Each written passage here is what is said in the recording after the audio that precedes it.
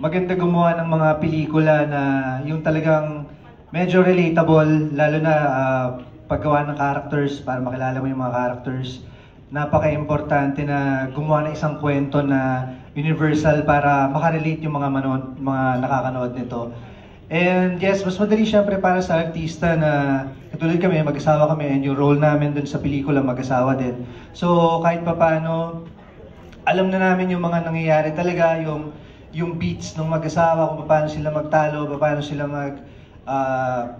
maging masaya, paano sila nagkakaroon ng problema. So mas nakakatulong para sa mga artista na gumawa pagka ganun. Interesting.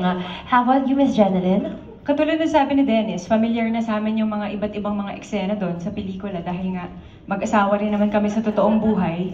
Pero ang importante, na-enjoy naming dalawa yung kung paano namin ginagawa ang bawat eksena. At napakasarap katrabaho ni Dennis. I hope so. I hope so bilang mag-asawa kayo. Masarap gumawa ng ganong klaseng mga eksena na, uy, ginagawa ko to ah. Uy, nakaka-relate ako. And I'm sure makaka-relate. Pag napanood to ng mga tao, makaka-relate.